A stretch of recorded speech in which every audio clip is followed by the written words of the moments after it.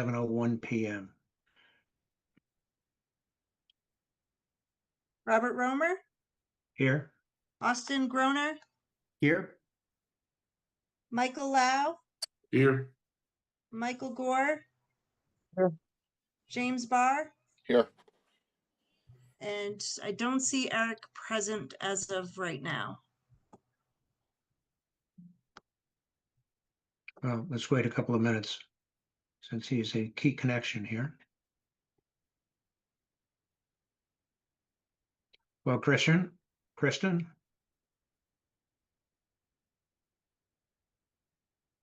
Yeah, I'm here, Bob. Great. I see your name. Yeah, sorry. And Craig? And Eric.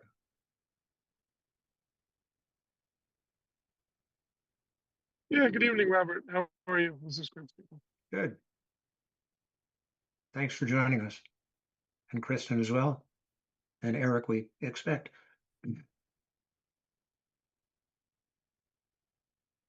Yep. Here we go. Okay, why don't we get started? The whole purpose of getting together with the EDC is obviously they spearhead economic development. And we, as part of the master plan, had looked at a number of perspectives of economic development, and it is clearly one of the go-dos in the implementation matrix. One of the things that the master plan committee did was put together a pilot approach to doing evaluations of particular areas in town, potentially for economic development. The one that we started with and developed a substantial amount of data on was the quadrangle, as it were, between 495 and 117 in the southwest corner, that went to Wattaquatic, and came back on Berlin Road to 117, to 495 rather. And it gave us a perspective on the kind of information that we would need in order to make an intelligent assessment of potential uses of that land. Obviously, 580 Main Street was in process at that point, but there were considerations of potentially public-private partnership for development of other land, trails, other municipal uses, and a better idea of what the limitations of that area were. Wetlands certainly, and public water supply was another, and of course, the ownership was critically important. So having done that, after that was finished and the master plan was brought to closure and the implementation plan was developed, we made the decision that the next place, based on a number of recommendations, we ought to look at was the area on 117 on Main Street, in the Forbush Mill area. No. Yes. I'm sorry. So we, and we meaning Pamela, put together a great deal of information about that, to a large degree patterned after what had been done on the original pilot program. And in addition to that, and Pam, I'm not sure you've shared this, put together a document that laid out the objectives and process, to do this based on a pretty sketchy document we put together with the master plan initially. There we go. Scope of work.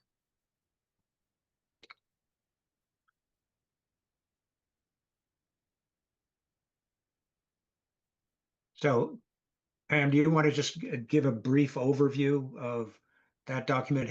Has the EDC seen this? The scope of work, I don't believe that they've reviewed this now. Okay. Well, I think it's important to do so if you can pass that along to them. Sure. But Pam did a great job on looking at it at the, I'm not sure I want to talk about 100,000 foot level when it comes to the town of Bolton, but the 20,000 foot level. And then worked it down to get the details of the limitations, ownership, zoning, etc.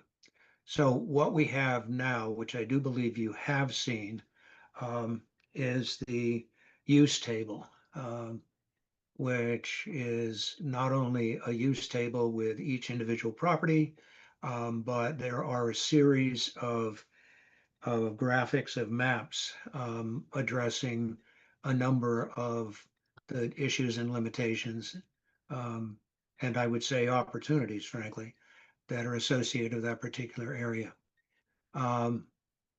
Number of things have been discussed. Some of them that don't neatly fit into the existing zoning, grandfathered structures, that sort of thing. The fact that the Department of Public Works has their very limited facility, frankly, on the corner there, and limitations in terms of wetlands and conservation land as you move down Forbush Mill. And there had been some conversations about potential limitations because of the spill at the DPW, but that Pam has checked into, and that is completely cleared now. So that's no longer an issue. So among other things, first of all, um, there's no limitation at this point to brainstorming about what could be used. The intention is to get our heads together and come up with some general ideas of the potential for this area, and then bring together the owners of the various parcels so that they're brought up to date and not surprised by the kind of thing that we're looking at, and can engage with us and come up with their suggestions and perspectives, which obviously are very, very critical to making headway on anything like this. So that's it in summary, but we were very interested, since EDC is a critical element of development of the economic scene in Bolton. What you folks thought of it? Concerns? I'll let Kristen drive it. We talked about it a lot on Monday. Okay. Because I'm on both, I'll let Kristen DeJean lead off, I guess.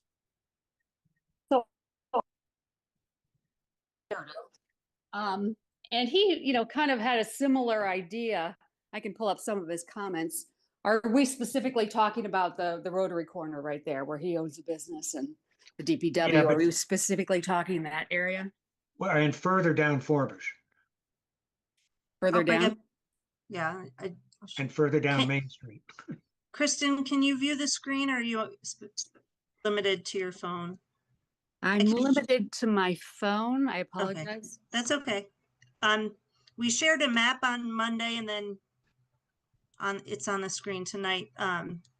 So it does encompass that area, but it also goes down Forbush Mill Road further to the southwest, and includes Bolton Orchards and some surrounding property, the landfill, and just a few other parcels along Main Street. So the information I've gathered is from Frank, and he's a little bit more specific to his area there. I can tell you, would you like me to tell you what his thoughts are, or I guess just specifically what's most helpful that I can relay? Well, I mean, we'd certainly like input from people who are potentially and actually involved in that area. Yeah, so what he'd like to see, he acknowledges that, because I asked him, I said, what would you like to see if you could pick anything? He's like, well, the DPW could be something. He understands there's limited water there. He mentioned that, the 40, he said the developer behind, he thinks that there should be businesses back there, but acknowledges that the developer is a 40B developer and just imagines that there's no choice. So I don't think that's what he would want to see. I think it's just what he thinks is the reality. He's planning to I should pull up his comments here, but he's planning to expand his smaller footprint properties. Right now he's fixing up the old liquor store, and he plans to rent that out. He had tried to get a food truck put there in the parking lot. He was going to do like a semi-permanent thing, but he had a problem getting it through the Neshoba boards of health, and that food truck ultimately went to Clinton. And his thinking on the food truck is because of the limited water. So that seems to be the going trend lately. If I don't know if you noticed a lot of these bars, a lot of these places, farms, everywhere you go now, there's like a food truck fest. And I think what these places are realizing is that, they might not be able to provide the food, but they can certainly get a food truck and then provide the rest and make some money off of it. That's what the farms are realizing. And that's, I think, what Frank's idea was, that just to kind of make that space usable for now while he's upgrading it. But because of the water, he was thinking food truck, but that got held up and that didn't happen. So for now, I'm sorry, go ahead. What's the issue with the water? Well, I think what there are the limitations there as far as having a restaurant. You can't really. Well, I Yeah. mean, it's, yeah, you have to drill a public well, but I mean, right. there is the space for it. Yeah, he's looking at doing a well, he said. I can't speak for him. I gleaned information from him. He told me, but I can't speak on his behalf as far as what he's exactly going to do. But he did say he'd be interested in a well. Let me just pull up his comments so I can be more clear. But yeah, I think that was the limitation, but he didn't feel like it was insurmountable. So he's considering that. And right now he's kind of in the building mode. He's thinking about building those 2 extra spaces. Right now he's cleaning up the liquor store and he's hoping the Rotary is going to give him more visibility in those back properties. So he's planning to actually boost the rent. So I think he's trying to upgrade those properties to kind of bring them up so that he can charge a higher rent. But I don't know if that's off the record or not. That's just what he told me. I don't think that's secret. But so, yeah, I think the Rotary is going to kind of determine some of his plans and how that works out. Yeah, so I think we were talking in general for that area as a whole, and this is things that I've brought up in the past too, that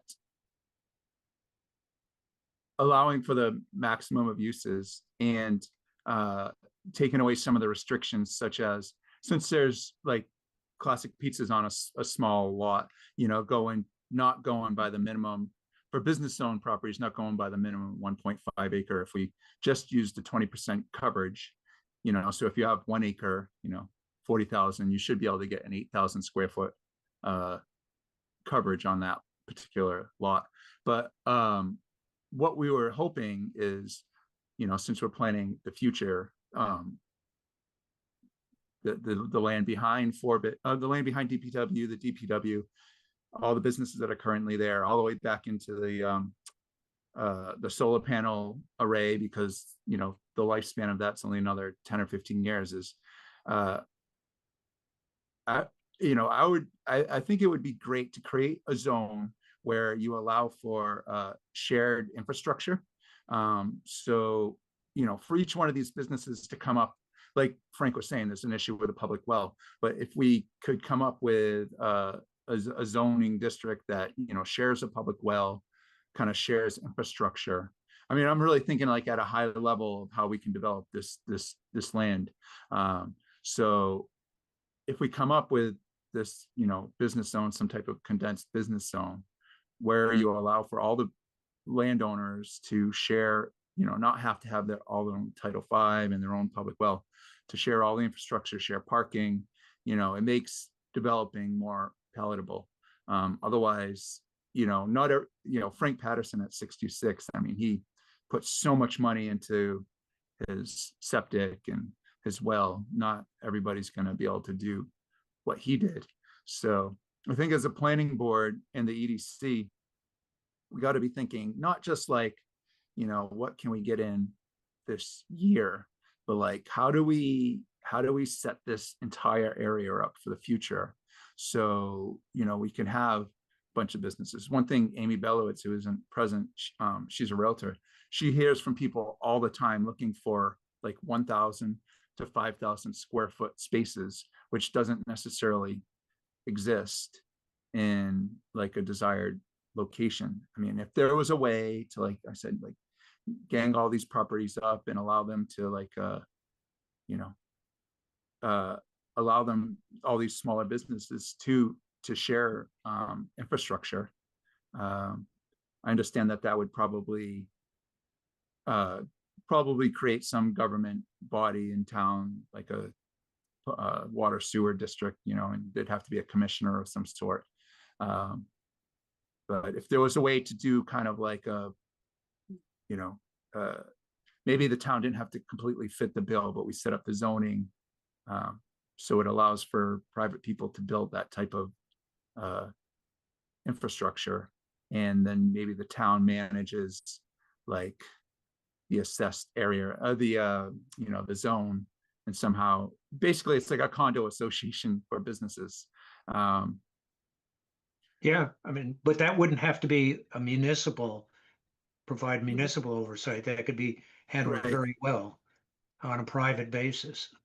Yeah, I don't know all the like legalese to it, and I know when we looked at like along 117, if we were going to do public water, you would need some type of like water commissioner or something. But like, so I mean, looking at our options there, but just basically, we've talked about this a bunch, is just, that entire, we can't just keep on thinking about, like, the lots are crazy in town. They're already divided up among owners. The business zone doesn't really line up with the lots. We have to find a way where we can group this entire land up into one zone district and allow for shared infrastructure and shared parking, and like expand the use table. I mean, if we're going to do it, we got to do it right. Like, to do like, okay, well, this particular lot here, this particular lot there. I think as a planning board, we really need to be thinking about the next 20 years, what we want this area to look like. And Yeah, that's to like do planning. yeah, to do Well, planning. and on that front, what are the chances? I think, like we talked a little bit about it in the last EDC meeting, what are the chances of convincing, instead of having 50 plus or just the apartments in general behind there, right by the school, what are the chances of getting it more developed toward a business? So right now, Kristen, and we talked about this a little bit, that's what it is. It's a business zone. They are requesting that it be an overlay. And I mean, surprise, everybody on the EDC didn't really think that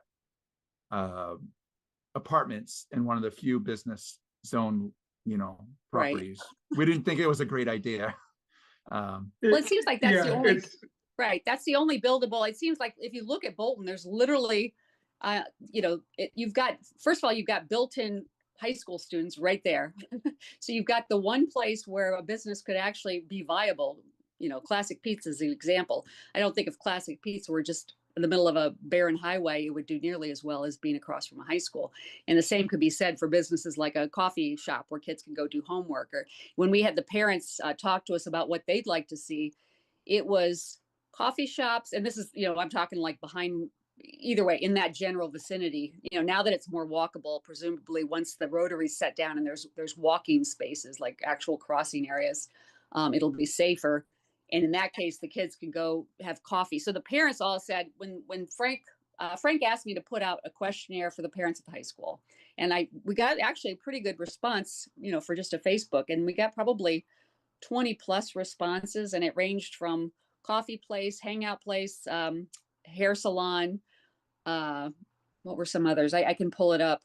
Everything from, think about what a high school could support, everything from physical therapy to what have you. Imagine having as a parent of a recent high school student, if I could have my kid walk across the street to go to physical therapy, that would be great. That's probably not going to happen. But, when you see something like Reach Fitness there, you can see the potential. And if you bring and Amy said, like you said, I just got the same email that she's constantly having businesses ask for 1,000 to 2,000 square foot place.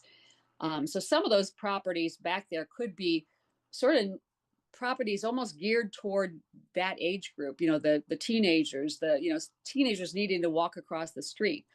We did a history on the Classics Pizza, and it's been a hangout for high school students literally since the day the high school was built.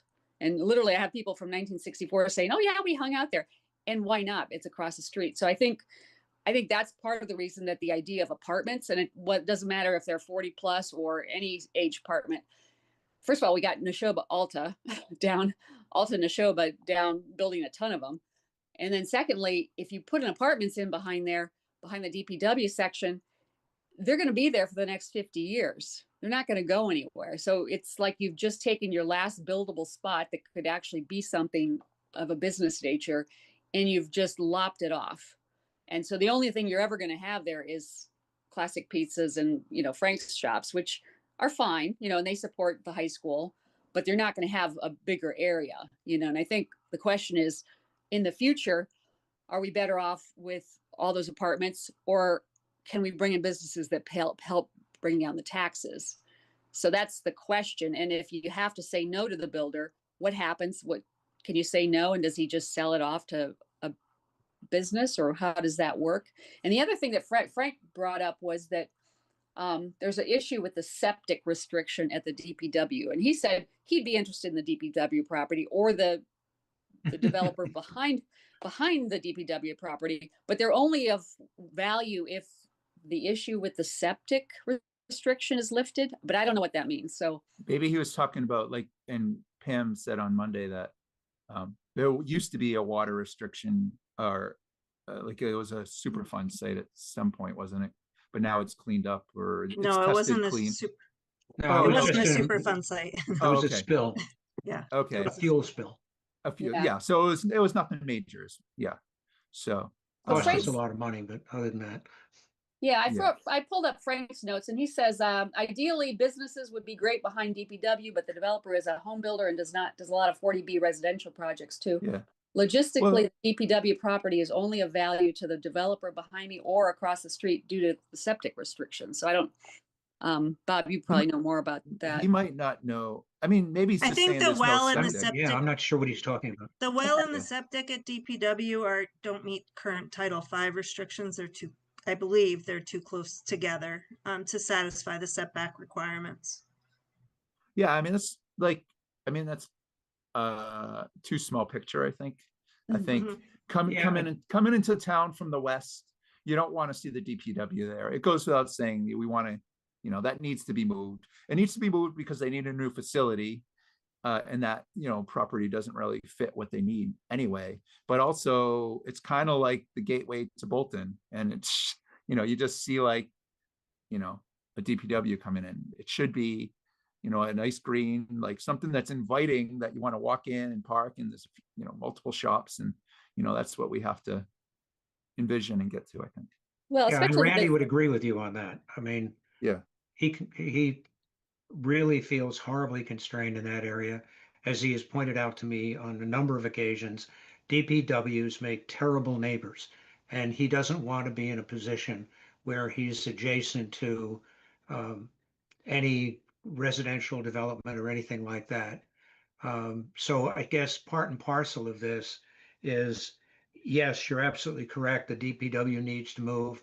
If the DPW moved and we could work out the water and sewer arrangements, it becomes very valuable land commercially. Yeah, for sure. Very valuable land. And my concern, I guess, three or four things. First of all, we've hit on water. That's an issue because you need a radius for a public water supply. But as you said, Eric, if you can come up with a collaborative approach to that with a number of businesses using the same public water supply, and oh, by the way, sharing the cost of all the inspection, testing, et cetera, of a public water supply, come up with a sewage system, and that, we got to think big. That may well be a package plant that will take care of the proposed amenities and businesses that we would have there. And then one of my favorite concerns is the whole business of access and egress. The one advantage of having a number of businesses together is parking, and be able to eliminate or reduce substantially the number of cuts into what is a congested area and will inevitably become more so. But your first point about, well, we got to do something about zoning. And I think in terms of lot size, that's a very critical issue. And I don't see that this would succeed unless we substantially reduced the lot size and got back to an area to lot size ratio rather than a lot size issue.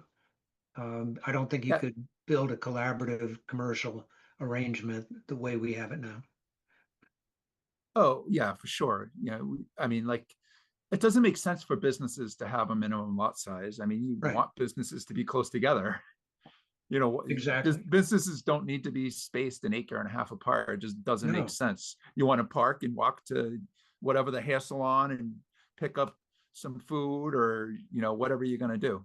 So it doesn't. but again, the one thing that you want to look at in terms of area is availability for parking and access to the area through a minimum number of cuts. Yeah, I mean, that's the same thing. Like, we'd have.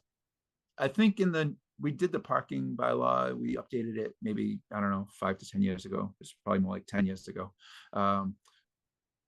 But like, having the notion of shared parking, like, it makes no sense for each business to have defined parking, and you need so much for that. I mean, you really want like a shared lot that has access to multiple spots. Yep, that makes much more sense. And Yeah. the other thing, and going back, Kristen, to your survey, one of the things that's come up, certainly with the master plan, a number of times is that there are very few amenities other than pizza and liquor at that end of town. And I think it would be very useful to look at the other amenities that are certainly within very short vehicle travel, but more and more walking distance with both sidewalks and paths. Um, so I think that's something that we've got to look into as well. Right. And I think, the other thing to think about obviously is the new high school. Once that's built and everything's looking really sharp over there, I imagine that's more of a draw for businesses. Like I said, Frank thinks with the rotary slowing it down, it will be more kind of a walkable area in a way because that slowdown in traffic. The other thing that I wanted to share that was from another EDC member, he mentioned, which is another issue with having apartments there. Then you have a lot of extra traffic just from apartments. Yeah, So that I want 40 to units. more unit, yeah, for more units. And I think, well, I don't, we're obviously we're good, with the Neshoba Alta. I mean, so it's not that we need more 40B. I don't think, right? No, Oh, we're all set.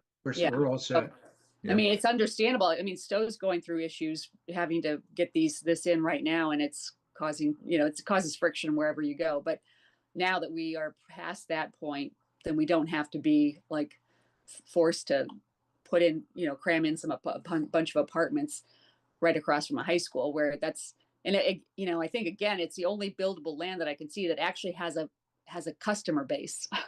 Yeah, That's what's hard. I think what's hard Yep. about these towns is like you only have, I mean, and part of the reason Kitchen Sink Candle Company and that little space down there is nice is obviously because of what we did with the common, what you did basically, is to make that a walkable space and kind of its own little place where you can get out of your car and spend more than 5 minutes running into a store and out, which some of the businesses on 117, a lot of them, in fact, it's like across from the library. A lot of places you get out of your car and you get back in. There's no reason to stay, beyond going to Murphy Insurance or whatever it is. You go in, go out, but you only have a few sectors in the town, including the town common because of the green space and Kitchen Sink Candle Company. And now the little Ebenezer's Town Square, that's another area that's going to be kind of cute.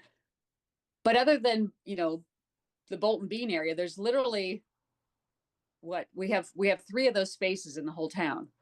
And if the third space up by the high school gets eaten up by apartments, then that's it. You have 2 chunks where families can go and maybe walk around, or, kids can go. I mean, I think the one by the high school is obviously more geared toward maybe the high school crowd, but once that high school is built and it's nice, they might start hosting more track meets. They might start, and I think we talked about it during some of the high school planning. Is that going to be one of the town centers where that we could have events there? I mean, according to the superintendent, that was going to be a place where the community could also hold some events at different times. So if that's the case, would you want to go to an event and walk across the street and have some coffee? Or, so it's a walkable, it will be more of a walkable space. And with the new school there, nice and clean. I mean, probably not as many people are attracted to the older school because, that's how life is. You're attracted to these newer spaces that maybe have a nice new theater or whatever it is. And then you walk across for coffee. But anyway, I'm not saying anything new. So yeah, I guess the only question is what can the town do to dissuade a bunch of apartments being put back there? I think we have to take the initiative. Yeah. As Eric said, we got to step up a bit higher and take a look at, first of all, who we are trying to attract with what, and what the opportunities are in that area, and what we would need to do in terms of zoning and infrastructure in order to make it amenable. But my view is that it would make a great little thoughtfully laid out commercial park that would have a number of amenities and businesses in it, common parking, common um, water, common sewage, and minimum access and appropriate parking for the whole operation. I think, Kristen, you kind of touched on one thing, like an isolated business can only like do so well. Right. Whereas if you have like a nice park, as you call it, with a range of businesses, it would attract customers more to go and get multiple things done in one spot. And like football games and different, I mean, that parking lot at the high school is packed a lot. And if Yep. there was like, if you could walk across the street and get dinner or get ice cream or go to coffee, or that would be a pretty big attraction, I would think. Right. And the other thing, when you look at Bolton, compared to Hudson or some of these other towns, some of these towns have main streets that are actually, you can block off, like if Hudson wants to have a street fest or whatever it is, they technically can block off that street because it's not so busy. What you could do is create, if you did create like a little district around the high school that's, geared toward the high school students' games and coffee shops and whatever. And I'm not saying it has to be packed, but, having a couple options for people. You could also use Forbush Mill as sort of a street fest area. Like if like the town ever wanted to have, like a lot of towns have, they have the food truck fest, and granted, we could have it on the town common, but if you want to have some high school thing, or if you want to do something that's a little bit more akin to like a street fest where you need to have people pull up on streets, which I know is a problem at the common because we just had it during Backyard Bolton where we can't have trucks pulling up, and Eric, it's like, it creates a rut. You could take Forbush Mill. Forbush Mill could be that section of street. If you ever wanted to have a street fest, just shut it down, bring all the vendors out, have the high school kids come over. It could actually be a street fest because Forbush Mill is not a main thoroughfare. Like Hudson can have a Hudson Fest because they can shut down some of those streets because they're not major arteries, which you could never do with 117, obviously. But you could do something like that with Forbush Mill. It's just an option, if you This may be crazy, but there is a historic older road that's not Forbush Mill that goes back towards, I mean, like, I'm thinking like subdivision wise, where you build a new road. I mean, maybe there's a road that goes into that property that, it's like, isn't there like an old historic road there, Bob? Yeah, That, I'm not like, sure. It if was it's more- discontinued. Yeah, it's Yeah, been discontinued. but And what you I'm can saying- see But it. it used to be there in the back. Right. It ran along the back of the landfill property Landfill, transfer right. station. Yeah, so what I'm just saying, like, maybe maybe it's not Forbush Mill, but maybe there's a road going into the property or something, a place where, more of like a community for businesses or something. I don't know. That's crazy. And I don't know if we want to get into next steps. No. We have to, we Right, have a let's- public yeah. hearing scheduled. oh yeah, No, sorry. it's 7:30. We've very, got a hearing scheduled actually a few Yeah. minutes ago. What I would suggest, there are a lot of good ideas here. I think we need to put them together, come up with a big picture sort of charrette approach to Mhm. what we would like to do with that, at least in pursuit of a solution to that property with the specific objectives that Pam has laid out in her document. And Pam, if you can distribute that. But we've got to move on to a hearing. Brandon's here waiting. Yeah, I just want to say one last thing. So the EDC has like been a little bit more on like the Chamber of Commerce side of things, but we definitely have people willing to help out wherever the planning board and select board feel like the EDC can be helpful. So we definitely Yeah, we'd love to forward- have the we're EDC looking in the forward to middle of looking at it. this. Yeah. Yep. Great. Thank you, Kristen, and thank you. I think Craig was here. Craig. Yeah. Yeah, no problem. Thank you Have a both. good one, See you all guys. Great. Have a good meeting. Right. Thank you. Bye. Okay, and moving on a little bit late. It's now 7:36 to a continuation of our public hearing. If you want to repeat that, Pam, just for the record,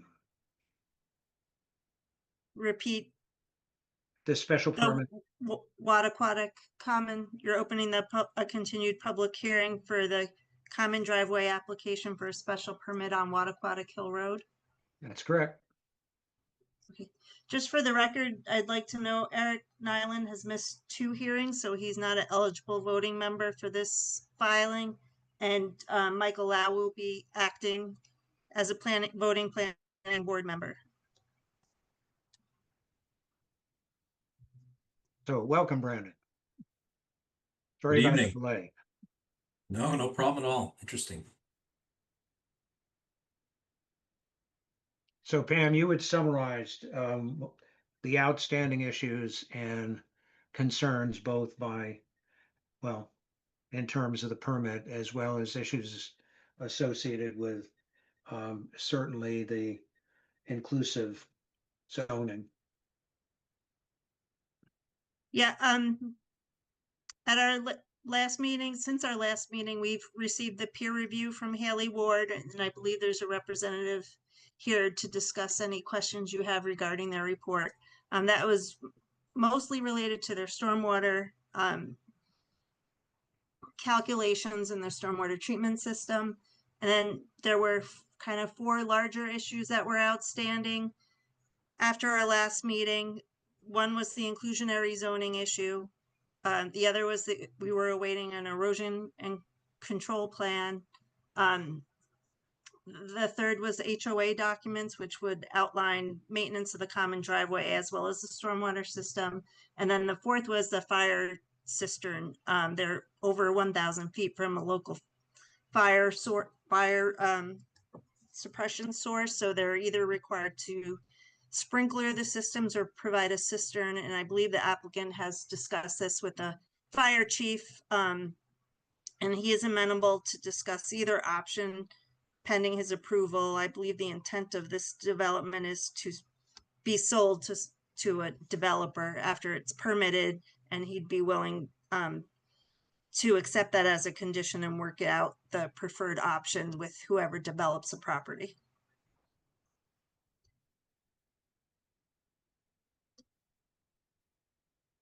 Since that time, Brandon has, like a few hours ago, has submitted revised plans, and I think a portion of those revised plans includes an erosion control plan, though I haven't had the opportunity to look at those yet.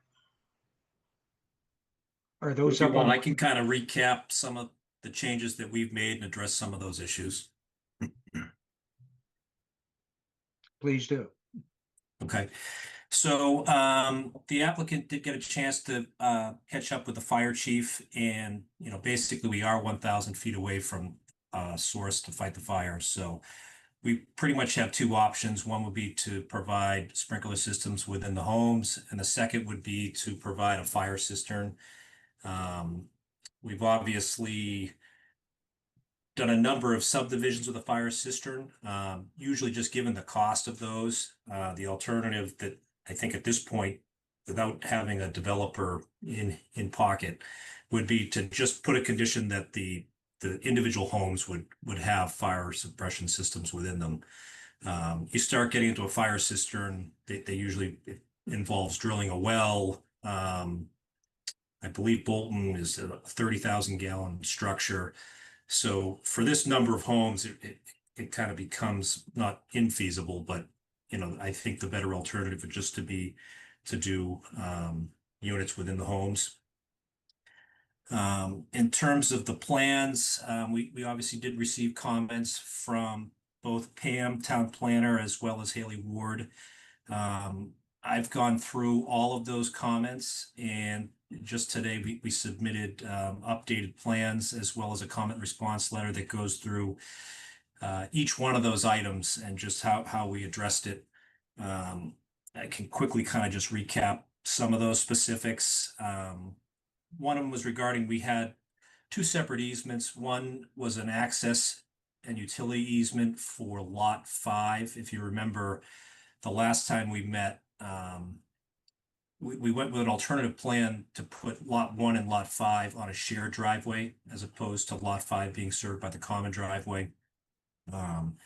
Based on the comment, we just ended up combining both of those easements. So it's going to be one blanket easement that covers all of the drainage features, the common driveway, access and utility, as well as lots 1 and 5, even though they're not technically served by the common driveway, but they'll all be wrapped into one easement. It just makes it a little cleaner. Just kind of in order of the comments that were in the letter, we've submitted plans with, we provided a detail for the head wall. There was a crossing of two 30-inch pipes from one of the drainage basins that crossed the driveway. There was a low area as you get about, I'd say, half to 3/4 the way up the common driveway. So we've provided a construction detail on the detail sheet, just showing the construction standards for that retaining wall and culverts. One of the big changes is we did add an erosion and sediment control plan.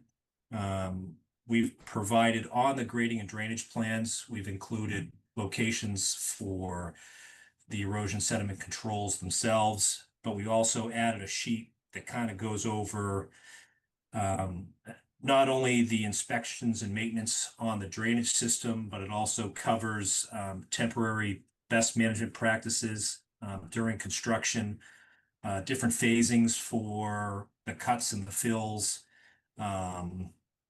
construction entrance, the riprap, different details that could be involved during construction for hay bale dikes, diversions, and basically everything to kind of cover what needs to be done while the site is under construction, just given the fact that it is a good size hill there. We've got till soils.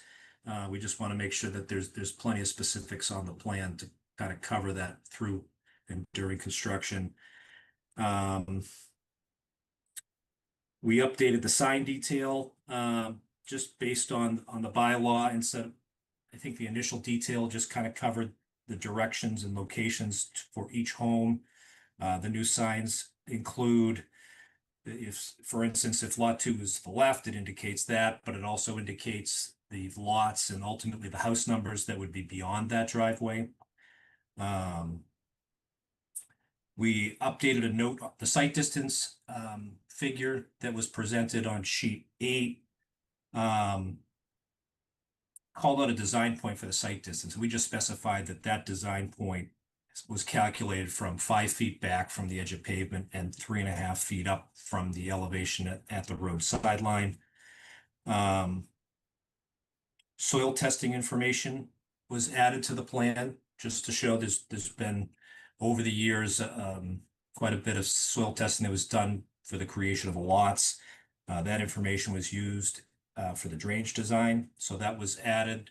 The logs were added to sheet 1, and the whole test hole locations were added to the grading and drainage plans. One of the things is that there's a public water supply well across the street for the Neshoba Winery. We've updated the plans to show the zone 1 radius for that, as well as the IWPA wellhead protection area. One of the changes to, or the additional information on the drainage design was where that zone 2 interim wellhead protection area came onto our site and actually encompasses a few of the basins along Wattaquatic Hill Road. We had, it's basically designed as a critical area. So we had to add a couple of stormwater treatment units to some of the catch basins that feed into the 4 bays that utilize those basins. So those locations have been added to the plan. The catch basins didn't move. It's just simply adding those units to them. And in the drainage report, there was a few just some additional information that the Haley Ward was looking for. We've added those, as well as we've done the TSS removal calculations to show that we do meet the removal requirements for those critical areas. I believe both of those basins now are between 92 to 96% TSS removal. That pretty much covers the changes. Nothing major, but really just substantiating and providing some additional detail to the plans. Okay. Sarah, do you have any comments?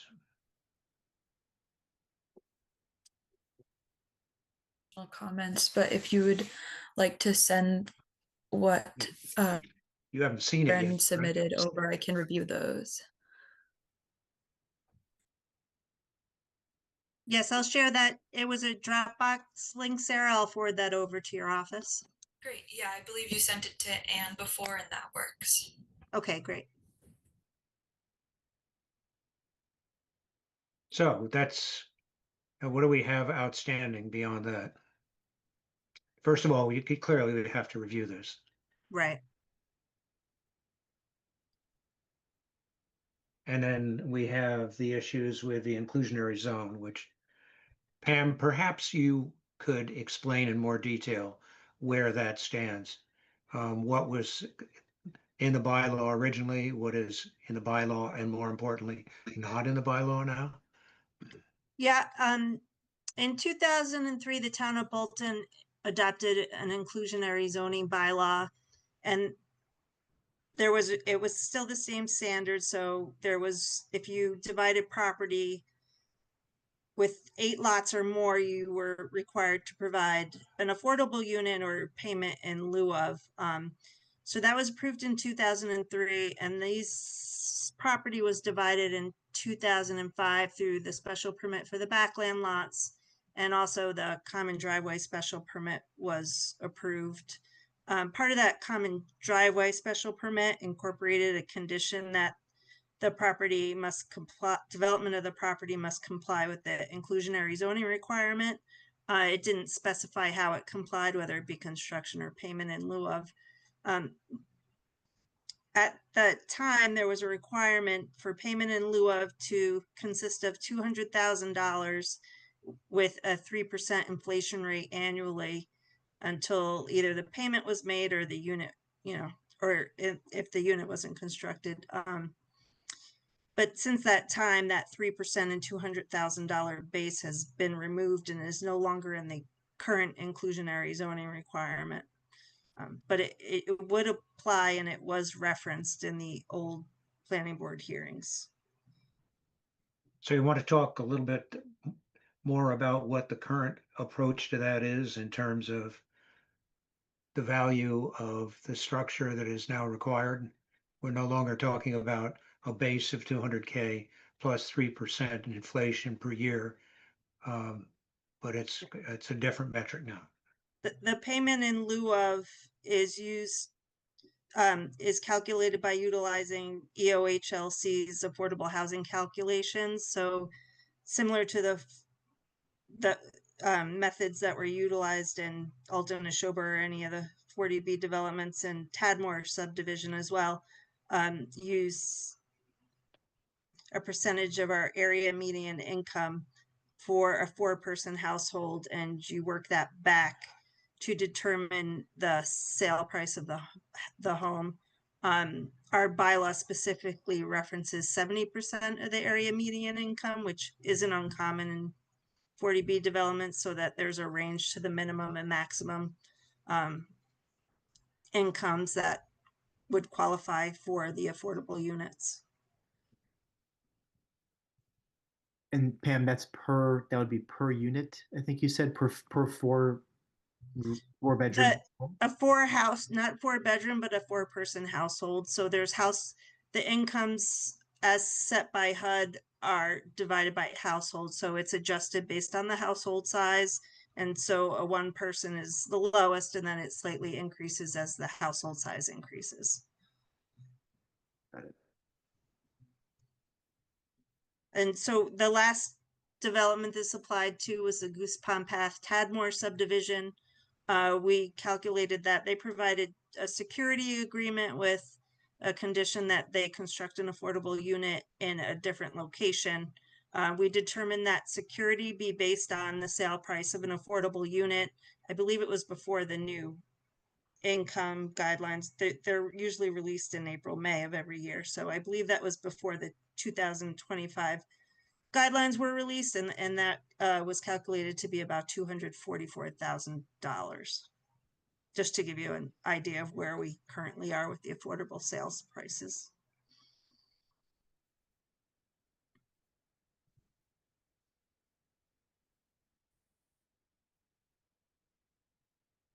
Okay, the other issue that came up was an HOA that's going to be incorporated, Brandon. Yeah, and again, where the applicant isn't the developer, there may be some things that, whoever ends up ultimately developing this property, may refine and prepare that with greater detail. Completely understand the need to get some basic or boilerplate language, to be provided that's consistent with what's been provided to the board here in the past for these driveways. But the hope or the intention here is to get that language submitted that would be used to build the HOA off of. Okay, I mean, we've had some painful experience in the not too recent distant past about driveway maintenance and drainage. So obviously, I don't want to spend a lot of site time in the future, Yeah. having spent a fair amount in the past. Understand, yeah. Yeah. So, I mean, and particularly where we're talking about the grades that we're dealing with there. I mean, that's inevitably the amount of nice flat fields in Bolton for development are zero. And we're going to be faced more and more. So we have to take that more and more seriously.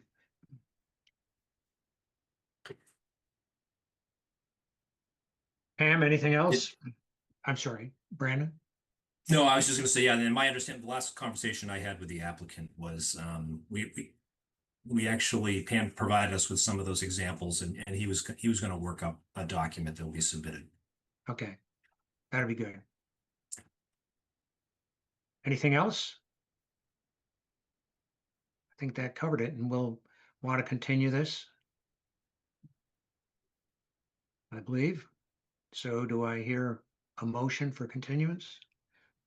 What is our, Before, yeah. I was just gonna say, maybe we can establish a date.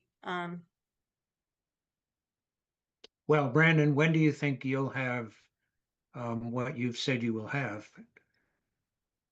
So really the only outstanding item is, I guess, the HOA documents, which I would imagine we could pull together fairly quickly in time for the next meeting.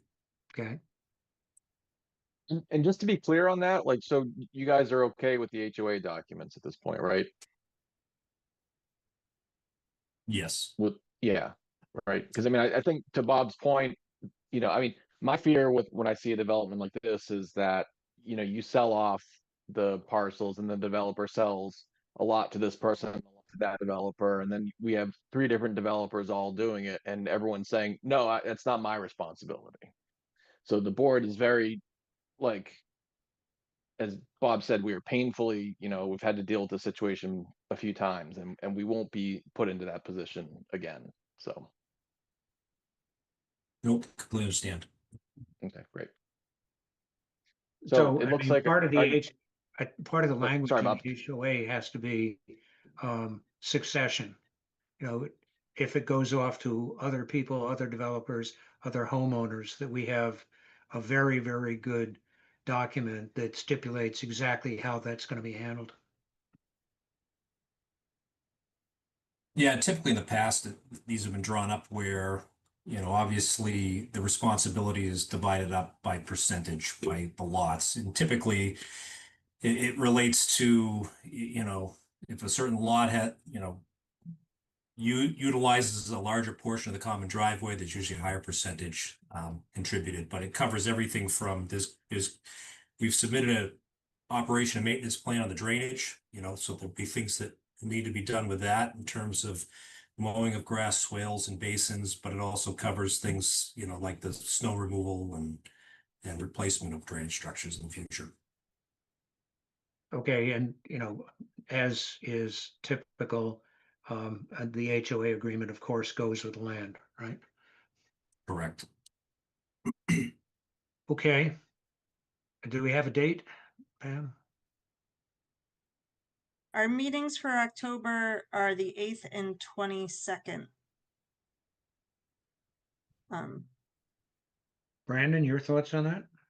Yep, I think, I know the applicant will be wanting to be on it for the 8th, and he'll have what you need prior to that. Okay. I just don't know if that gives our peer review consultant enough time to review the revised plans and stormwater calcs. Sarah, do you have an idea how much time it would take?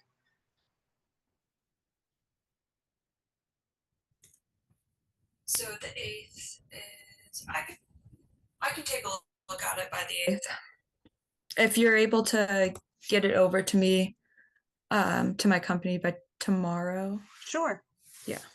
Yeah, that's not a problem. Okay, so we'll go with a continuation to October 8th. Okay, I'll make a motion to continue the public hearing for the special permit for common driveway for Wattaquatic Hill Road until October 8th at 7:30. I'll second that. Robert Romer, Aye. Austin Groner, I Michael Lau, Aye. Michael Gore, Aye. and James Barr. Aye. Okay.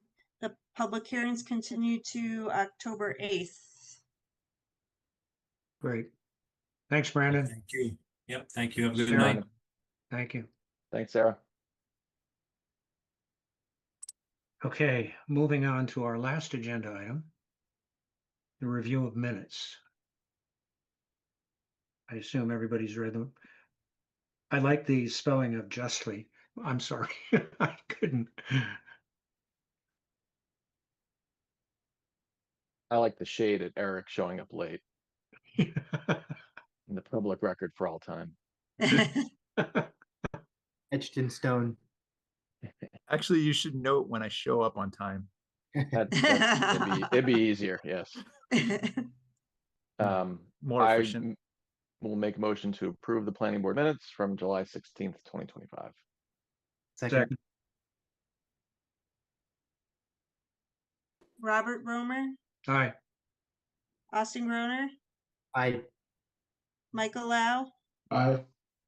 Michael Gore, Aye. James Barr, Aye. and Eric Nyland. All right. The minutes are approved. Pam, my apologies for my comment when I looked at review of minutes and it said justly 16, and I thought, wonder what that is. July, as I realized shortly thereafter. Okay, do I have a motion for adjournment? Motion to adjourn. Second? Aye. Thanks, Jim. Aye. Aye. That was a question. Yeah. Do we, I'm sorry, but before we go, do we want to talk about next steps for Four Bush Mill and maybe getting a public meeting scheduled where we invite the property owners? Yes. I think it would be good to get the owners all in one room to Yeah. have like, because we can only go as far as they own the land. But like, Sorry. what are you gonna say?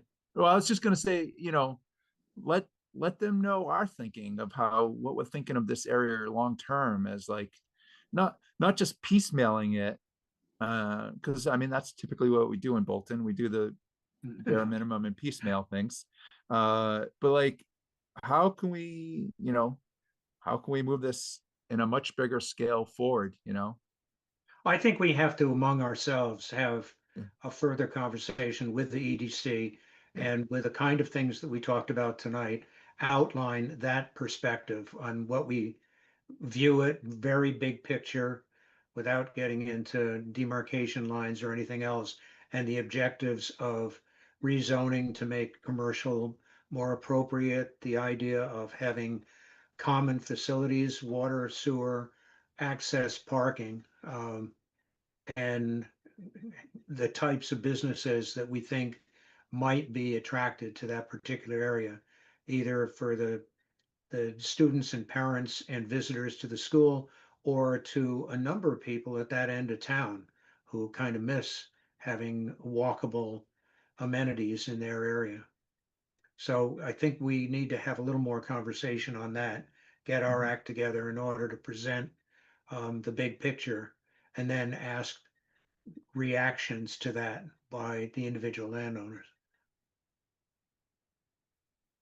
That's Yeah. that's the toughest part about it. There's so many landowners that are, you know, here, and it's like when I go to Las Vegas for training, it's you know, we go to like a town square or like a walkable area where everything, you have parked benches, you can sit, there's bars, there's restaurants, there's shops and everything else like that. It's just such a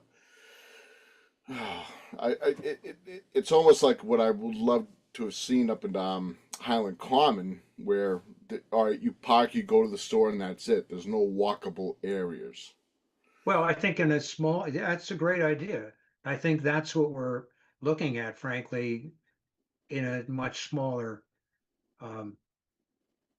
What's type. I think personally think it'd be beneficial to get their input sooner. yeah, Okay. Let them know that that's what we're thinking. I don't want to have a preconceived idea and then approach the property owners saying this is what we think you should do with your property. I think Yeah. that sooner we get input from them, the more valuable it'll be, and they'll feel more invested in the project and what we're trying to Yeah. achieve. I Also- agree. I think it could be perceived as a little bit presumptuous if we say, "Hey, we've drafted this entire vision for all of your properties." oh yes, you're correct. Well- What's the total acreage of that whole area? You know, I don't have a total acreage. It's all in the table. I just have to sum the columns, but I don't know. Yeah, And it we just also have it's a lot of protected open space in there that I would subtract. yeah, it's just Um, gonna be tough having everybody on the same page.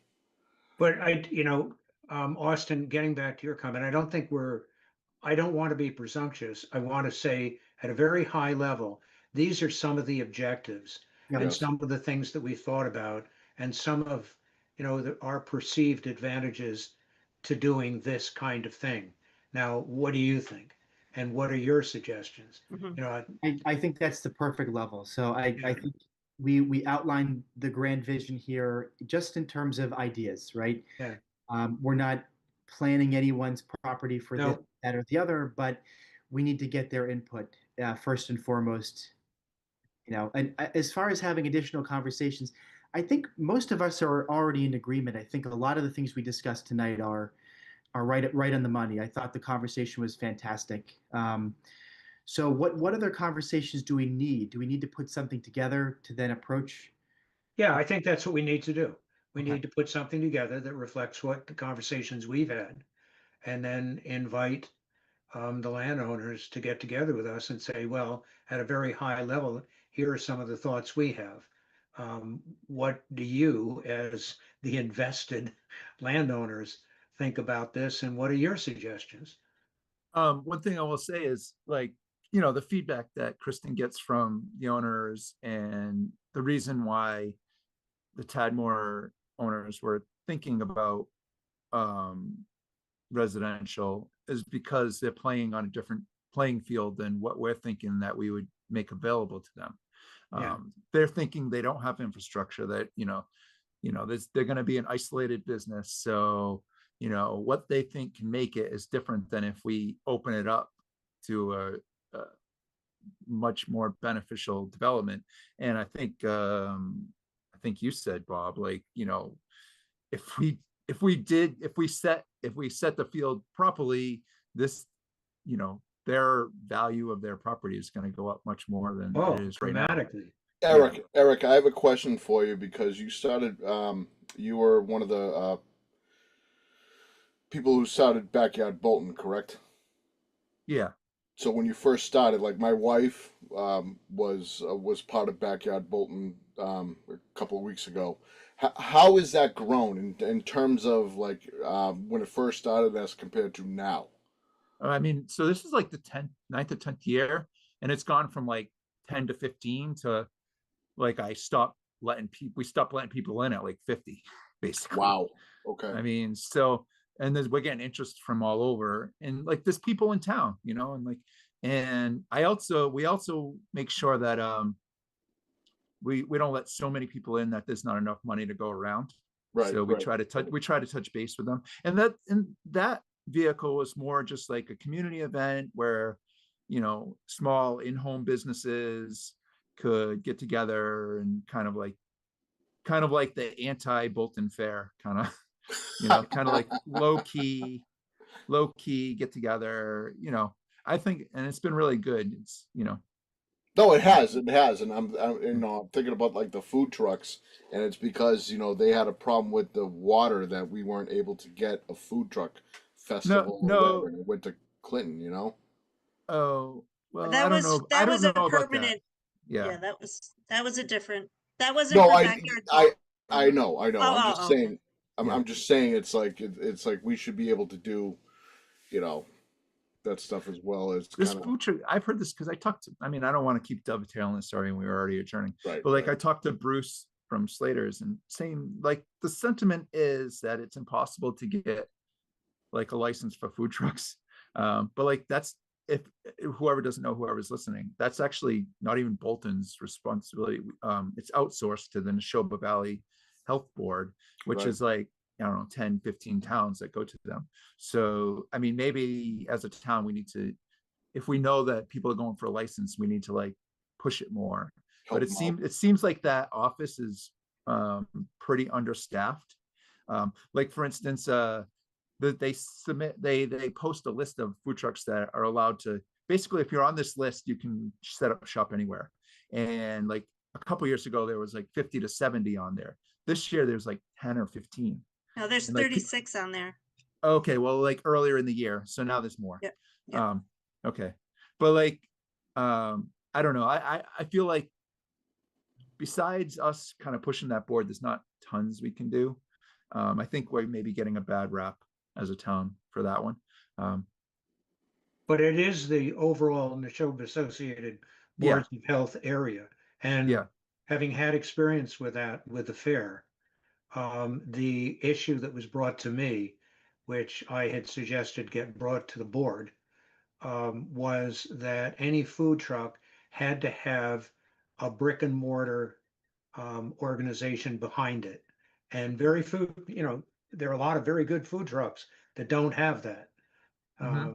And I think one way or another, Eric, we need to get back to, through the Board of Health, to Neshoba to find out exactly what and why that criteria Yeah. is in place, Yeah. because it differentiates itself from practically any other Board of Health. I don't think that's in place anymore, Bob. Oh, good. Yeah, I think that might be outdated. Yeah. I don't know all the information. I think like, it's the typical Facebook post like, oh, Bolton doesn't allow this, but it's like not even, it's like a regional board. So like, I'm not, maybe we need to pressure that board. I'm just wondering if those food trucks have licenses in other communities where they thought it was easier Yeah. to get the permit, or Yeah. if it's just something that they found difficult in general.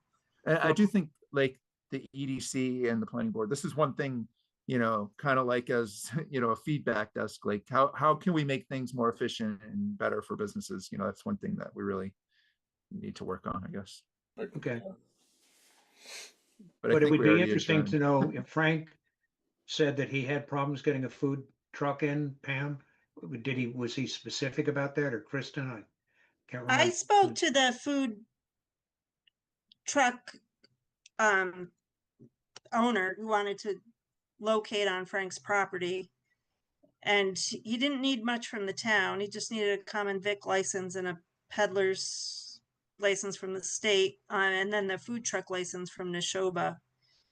And I am not sure what happened. He just stated he was put the project on hold for a little bit. I'm Well, not it'd be sure why. interesting to Eric's point to find out what impediment there may have been that we might have some influence on. I mean, Cousins Lobster Truck did it at Bolton Orchard. Yeah, I think this was a little different because it was a permanently parked truck. Oh, I see what you're saying. Oh, Okay, yeah. okay. that- Yeah. All right. And all so right. restrooms were It's- needed. What, you know, No, there were, okay. it goes a little bit no, further that's with the very standard. different. Yeah. Yeah, that's different. Okay. Okay, so even though we are now adjourned, Sorry.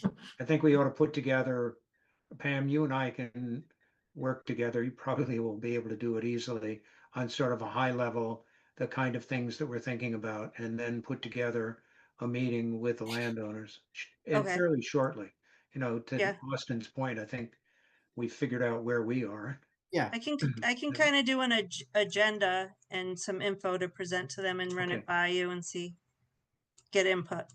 That'd be great. You Okay. might be able to use the AI summary feature to get started. I always forget about that. But don't forget to read it. Right. Yeah. Okay, well, thank you, everybody. Good night, everybody. Hey. Thank you. Thanks. Might